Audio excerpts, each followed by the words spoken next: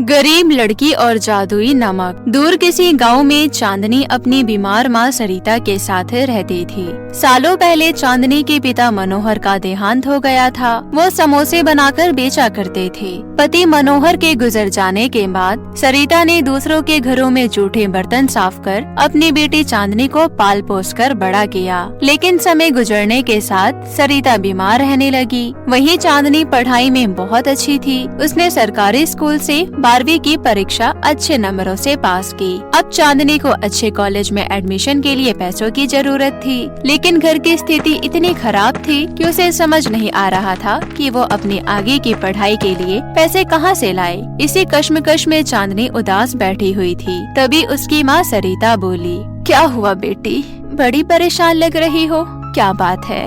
माँ, मुझे अभी और पढ़ना है, लेकिन आगे की पढ़ाई के लिए मैं पैसे कहाँ से लाऊं? तुम तो जानती हो बिटिया, घर की हालत कैसी है, और मैं भी अब बीमार रहती हूँ। अगर कहीं काम करती तो तेरे लिए 2 पैसे जोड़ पाती। पर बिटिया, तुम जाकर अपनी चाची से मदद क्यों नहीं मांगती? शायद वो तुम्हारी मदद कर दे।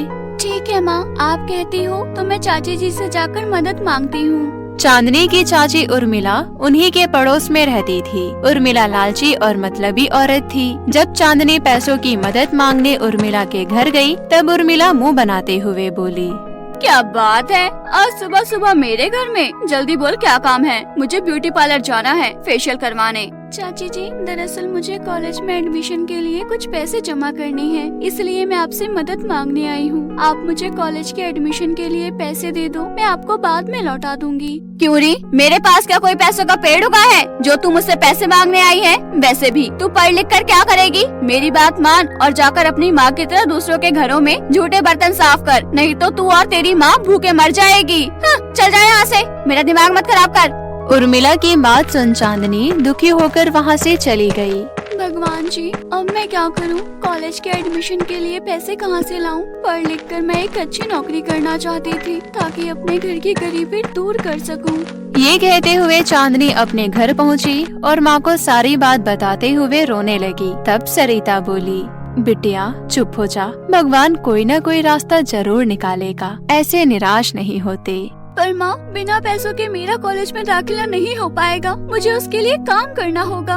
पर तुम क्या काम करोगी बिटिया? चांदनी को सोचते हुए बोली, क्यों ना माँ, मैं समोसे बनाकर बेचूं। मुझे भी बाबा की तरह समोसे बनाना बहुत अच्छे से आता है। समोसे बेचकर जो पैसे मुझे मिलेंगे, उससे मैं कॉलेज के एडमिशन के लिए पैसे जोड़ पाऊंगी। ठीक है बिटिया, पर तुम समोसे बनाने के लिए सामान कहाँ से लाओगी? माँ, मैं किशन काका से समोसे बनाने के लिए सामान उधार मांग लूंगी। मुझे पता है वो मना नहीं करेंगे, इतने सालों से हम राशन उन्हीं की दुकान से तो लेते हैं। हाँ बिटिया, किशन काका जैसे अच्छे लोग इस दुनिया में बहुत कम हैं। उन्होंने हमें राशन का सामान देने से कभी मना नहीं किया।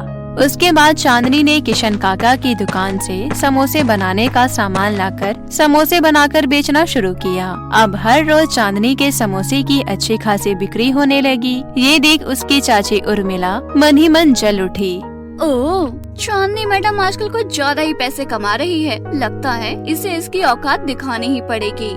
ऐसा सोचकर उर्मिला चांदनी के पास गई और बोली, सुना है चांदनी, तुम बहुत अच्छा समोसे बनाती हो, इसलिए मैं तुम्हें समोसे का ऑर्डर देने आई हूँ। कल मेरे घर पर छोटी सी पार्टी है, इसलिए मेहमानों के लिए तुम स्वादिष्ट समोसे बना कर लाना। ठीक है चाची जी, मैं बहुत ही बढ़िया समोसे बनाऊंगी, लेकिन आप कुछ पैसे एडवांस दे दीजिए। सारे पैसे मैं तुम्हें पूरा ऑर्डर होने के बाद कल शाम को दूंगी। समय पर सारे समोसे लेकर घर आ जाना। फिर अगली सुबह होते ही भोली भाली चांदनी बड़ी ही मेहनत से समोसे बनाने में जुट गई। उसके बाद तैयार समोसे लेकर चाची उर्मिला के घर पहुंची। एक एक कर सभी मेहमानों ने बड़े चाव से समोसे खाए। फिर जब चांदनी ने चाची उर्मिला से समोसे के पैसे मांगे तो उर्मिला गुस्से से बोली, अरे, तेरे समोसे बासी और बेस्वाद थे। सब मेहमान तेरे समोसे खाने के बाद मेरी बुराई कर रहे थे, इसलिए मैं तुझे पैसे नहीं दूंगी। चल निकल यहाँ से। ये तो बहुत गलत बात है, आप जानबूझकर मेरे पैसे नहीं देना चाहती, इसलिए झूठे बहाने बना रही हो। मैंने बहुत मेहनत से सारे समोसे बनाए थे, मैं अपने पैसे लिए बिना नहीं जाऊंगी। अरे जाती है कि नहीं, या धक्के मारकर तुझे यहाँ से बाहर निकालूं और अपने ये बचे कुचे सड़े हुए समोसे भी लेती जा। हाँ। ये कहते हुए उर्मिला ने चांदनी का हाथ पकड़ते हुए धक्के मारकर घर से बाहर निकाल दिया। चांदनी बेचारी चाहकर भी कुछ न कर पाई और रोते हुए सड़क किनारे बैठ गई। तभी वहाँ से सिंड्रेला नाम की एक परी गुजर रही थी। उसने जब चांदनी के पास समोसे देखे तो बोली, अरे वाह, खुशबू तुम बहुत अच्छी आ रही है, तो खाने में कितने स्वादिष्ट होंगे। मुझसे तो रहा नहीं जा रहा, मैं तो चली समोसे खाने। इतना कहकर सिंड्रेला परी एक बूढ़ी औरत का वेश लेकर चांदनी के पास गई और बोली, बेटी, मुझे बहुत भूख लगी है, क्या तुम मुझे खाने को कुछ दे सकती हो? हाँ अम्मा, मेरे पास कुछ समोसे बचे हुए हैं, आप इन्हें खा लीजिए। पर बेटी, मेरे पास तुम्हें देने के लिए पैसे नहीं हैं। कोई बात नहीं अम्मा, मुझे पैसे नहीं चाहिए, बस आप मुझे अपना आशीर्वाद दे देना। बूढ़ी औरत यानी सिंड्रेला परी बड़े चाव से समोसे खाते हुए बोली, बेटी, समोसे तो बहुत ही स्वादिष्ट बने हैं, तुम ये समोसे कहाँ से लेकर आई हो? अम्मा, ये समोसे मैंने बनाए हैं। सोचा था समोसे बेचकर कॉलेज के एडमिशन के लिए फीस जमा करूंगी, पर ऐसा हो न सका। ये कहते हुए चांदनी ने बूढ़ी अम्मा को अपनी आपबीती सुनाई। सारी बात सुन बूढ़ी औरत बोली, ऐसे निराश नहीं होते बेटी, भगवान ने चाहा तो सब कुछ ठीक हो जाएगा और तुम्हारी हर इच्छा पूरी होगी। अच्छा अम्मा, मैं अब चलती हूँ, माँ घर पर मेरा इंतजार कर रही होगी। सुनो बेटी, मेरे पास तुम्हें देने के लिए पैसे तो नहीं है, पर मेरे पास ये नमक है, इसे तुम अपने पास रख लो, शायद तुम्हारे कुछ काम आ जाए। ये कहते हुए बूढ़ी औरत ने चांदनी को नमक से भरी हुई कटोरी दी। फिर चांदनी नमक से भरी हुई कटोरी लेकर घर लौट आई और उसे ले जाकर एक टेबल के ऊपर रख दिया। अगली सुबह जब चांदनी समोसे बनाने लगी तो देखा रसोई में रखे डब्बे में नमक खत्म हो चुका था। अरे, नमक तो है ही नहीं, अब मैं समोसे में क्या डालूं? अरे हाँ, याद आया, कल अम्मा ने मुझे नमक से भरा हुआ कटोरा दिया था, चलो उसी नमक का इस्तेमाल कर लेती हूँ।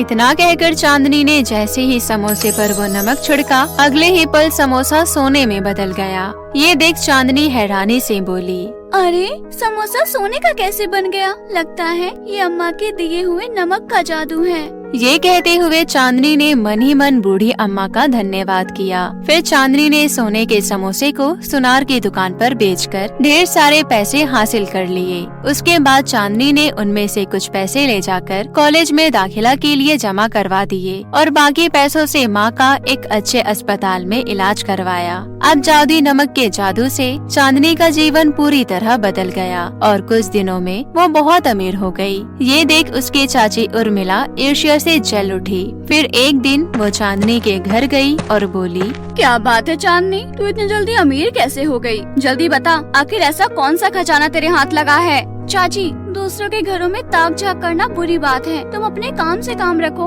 अब तुम यहाँ से जा सकती हो। चांदनी की बात सुन उर्मिला गुस्से से वहाँ से चली गई और मन ही मन बोली, मैं पता लगा कर ही रहूंगी, आखिर तेरे पास इतनी दौलत आई कहाँ से है? उस दिन से उर्मिला सच्चाई का पता लगाने चांदनी पर नजर रखने लगी। फिर एक दिन उर्मिला ने चांदनी को जादुई नमक का इस्तेमाल करते हुए देख लिया। ये देख उर्मिला के मन में लालच आ गया और उसी वक्त जादुई नमक हासिल करने का मन बना लिया। फिर चांदनी के बाहर जाते ही उर्मिला दबे पांव घर में दाखिल हुई और जादुई नमक चुराकर अपने घर ले आई। फिर खुश होते हुए बोली, अब मैं जादुई नमक के जादू से सबसे अमीर बन जाऊंगी। मैं एक एक करके घर के सभी सामानों पर ये जादुई नमक छिड़क देती हूँ, फिर सभी सामान शुद्ध सोने का बन जाएगा। अब मुझे देर नहीं करना चाहिए। इतना कहकर लालच में अंधी उर्मिला जादुई नमक को घर पर रखे सभी सामानों पर छिड़कने लगी, लेकिन सोने में बदलने की बजाय सभी सामान देखते ही देखते कोयले में बदल गए। ये देख उर्मिला सिर पकड़कर बैठ गई और रोते हुए बोली, हाय, मैं तो लुट गई, बर्बाद हो गई, मेरे घर का सारा सामान कोयले में बदल गया। मैंने लालच में आकर अपना सब कुछ गवा दिया।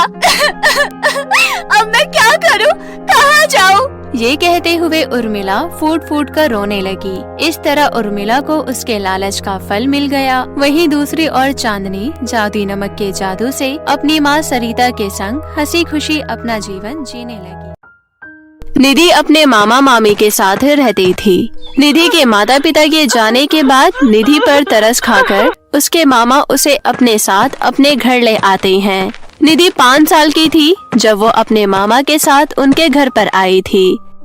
लेकिन निधि की मामी चित्रा और उसकी बेटी गार्गी निधि को बिल्कुल पसंद नहीं करते थे। जब निधि शुरुआत में अपने मामा के घर आई थी तब तो उसकी मामी सिर्फ उसे ताने दिया करती थी, लेकिन बदलते समय के साथ निधि बड़ी हुई, जिसके बाद उसकी मामी अकेली निधि से घर के सारे काम भी करवाती थी।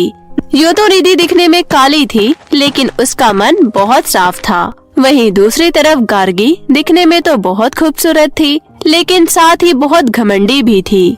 गार्गी निधि के कालेपन का मजाक उड़ाने का एक भी मौका नहीं छोड़ती थी। निधि के मामा ने निधि और गार्गी का एक ही स्कूल में एडमिशन करवाया था और दोनों सेम क्लास में थी।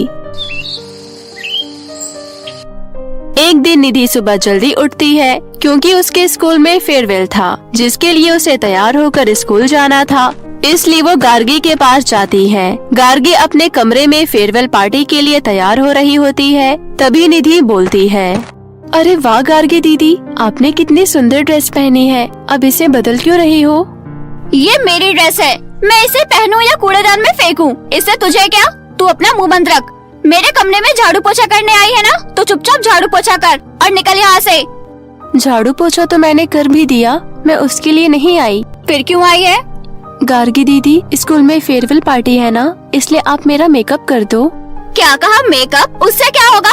तू कल्लो काली कलूटी मेरी तरह गोरी चिट्टी दिखने लगेगी क्या? वैसे एक बात तो बता, तू फेयरवेल पार्टी में क्या पहनने वाली है?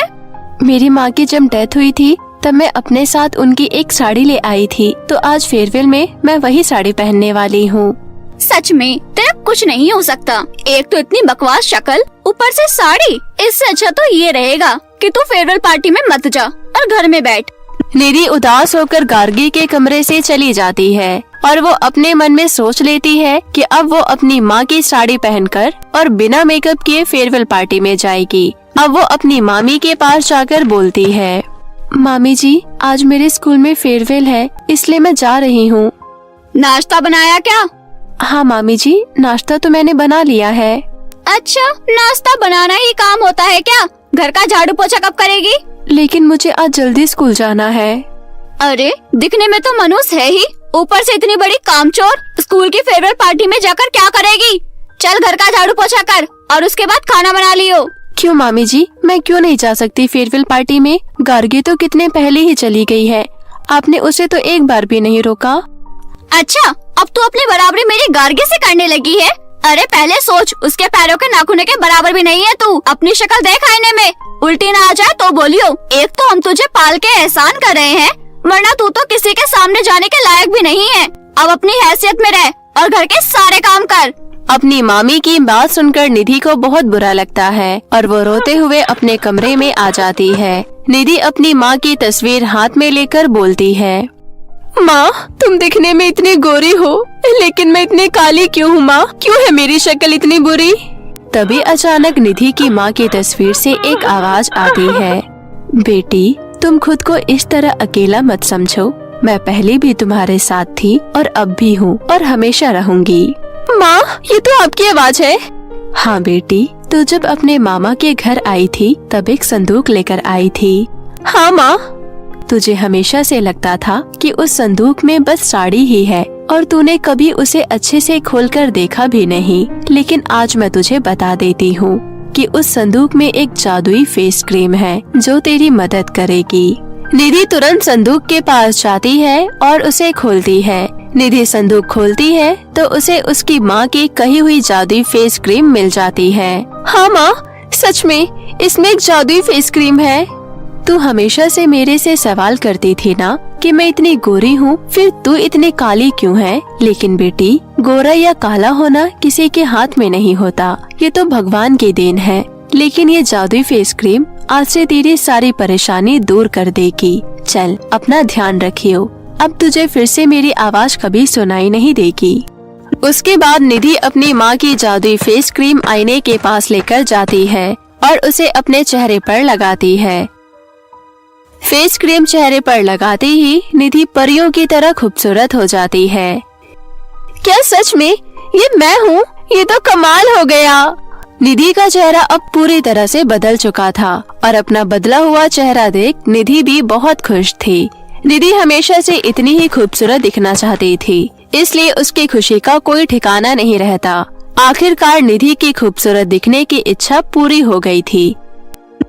वो तुरंत अपनी माँ की साड़ी पहनती है और फेयरवेल पार्टी में जाती है। फेयरवेल पार्टी में सबकी नजर निधि पर ही रहती है। निधि के आने से पहले सब गार्गी की तारीफ कर रहे होते हैं, लेकिन निधि के आते ही उसके सामने गार्गी की खूबसूरती फीकी पड़ जाती है। गार्गी का एक दोस्त जिसका नाम विकास था, वो गार्गी से कहता है, अरे गार्गी, वहाँ तो देखो कितनी खूबसूरत लड़की आई है। मैंने आज से पहले तो इसे अपने स्कूल में देखा भी नहीं। लेकिन ये तुम कैसी बातें कर रहे हो? हमारे स्कूल की होगी, तभी तो आज फेयरवेल पार्टी में आई है। हाँ, लेकिन मैंने इसे आज पहली बार ही देखा है। मैं अभी उससे बात करता हूँ। लेकिन तुम उससे बात करने क्यों जा रहे हो? यहाँ तुम्हारे इतने सारे दोस्त हैं ना। वैसे भी तुम उसे जानते भी नहीं हो। जानता तो मैं तुम्हें पहले भी नहीं था, लेकिन अब जानता हूँ ना, क्योंकि हमारी आपस में बात हुई। वैसे भी उस लड़के से बात करूँगा तो उसे भी जानने लगूंगा। कितने छिछोरे हो तुम। मुझे तो लग रहा था कि मैं तुम्हारी सबसे अच्छी दोस्त हूँ। हाँ तो दोस्त हो और अभी भी हो, पर मेरी माँ बनने की कोशिश मत करो। मेरा जिससे मन होगा मैं उससे बात करूँगा। इस तरह विकास और गार्गी में लड़ाई हो जाती है और विकास निधि से बात करने चला जाता है। गार्गी निधि को पहचान नहीं पाती है क्योंकि वो दिखने में बहुत खूबसूरत हो गई थी, इसलिए वो उसे कोई दूसरी लड़की समझ रही थी। विकास और निधि एक साथ डांस कर रहे होते हैं। वही ये सब देखकर गार्गी को बहुत गुस्सा आ रहा होता है। निधि फेयरवेल पार्टी में पहली बार इतनी अहमियत देखकर बहुत खुश हो रही थी। निधि फेयरवेल पार्टी में एंजॉय करके जैसे ही अपने स्कूल के वॉशरूम में जाकर अपना चेहरा धोती है, वैसे ही उसका चेहरा पहले की तरह काला हो जाता है। अच्छा, इसका मतलब इस फेस क्रीम को लगाने के बाद मैं पानी का इस्तेमाल नहीं कर सकती हूँ। निधि किसी को भी जादुई फेस क्रीम के बारे में नहीं बताती है और फेयरवेल पार्टी में एंजॉय करके अपने घर लौट जाती है। अब हर दिन निधि जब भी अपने कमरे से निकलती थी तो जादुई फेस क्रीम लगाकर निकलती थी और पानी का इस्तेमाल नहीं करती थी। ऐसे ही कई दिनों तक चलता रहता है। एक दिन निधि बाथरूम में अपना चेहरा धो रही होती है, तभी गार्गी वहां आती है और सब देख लेती है। अब गार्गी को पता चल जाता है कि आखिर निधि इतनी गोरी कैसे हुई थी। गार्गी निधि के पास जाकर गुस्से से बोलती है, अच्छा, मतलब तुझे मेरे से इतनी जलन होने लगी थी कि तूने काला जादू करना शुरू कर दिया। रुक, मैं अभी जाके माँ को सारी बात बताती हूँ। नहीं, मैंने कोई काला जादू नहीं किया है। झूठ मत बोल, मैंने देखा तेरा चेहरा। धोने से पहले तो गोरी थी और उसके बाद फिर से काली हो गई। आपने जो देखा है वो गलत नहीं है, लेकिन मेरा विश्वास कीजिए, ये कोई काला जादू नहीं है। ये सब तो ये जादुई फेस क्रीम की वजह से हुआ है। गार्गी निधि से फेस क्रीम छीन लेती है और खुद लगाने लगती है। फेस क्रीम लगाकर गार्गी काली हो जाती है। गार्गी अपना ऐसा हाल देखकर रोने लगती है। निधि गार्गी से कहती है, आप रो मत, जाओ जाकर अपना अच्छे से मुंह धो लो, फिर सब पहले की तरह हो जाएगा। निधि के कहने पर गार्गी बिल्कुल वैसा ही करती है और वो अपना चेहरा पानी से धो लेती है। गार्गी का चेहरा फिर से पहले की तरह हो जाता है और वो ये सब देखकर बहुत खुश होती है। गार्गी समझ गई थी कि जादुई फेस क्रीम उसके किसी काम का नहीं है, इसलिए वो वापस निधि को जादुई फेस क्रीम दे देती है और वहाँ से चली जाती है। निधि अपनी माँ की जादुई फेस क्रीम वापस पाकर बहुत खुश होती है।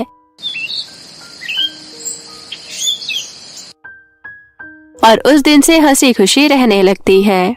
मेरे प्यारे दोस्तों, कैसी लगी आपको हमारी ये कहानी? हमें कमेंट करके जरूर बताएं और इसे अपने दोस्तों के साथ भी शेयर करें। और हाँ दोस्तों, अगर आपने अब तक हमारे चैनल को सब्सक्राइब नहीं किया है तो प्लीज जल्दी से नीचे लाल बटन दबाकर अभी कर ले। तो मिलते हैं आपसे फिर किसी नई कहानी के साथ। तब तक के लिए आप अपना ध्यान रखें। धन्यवाद।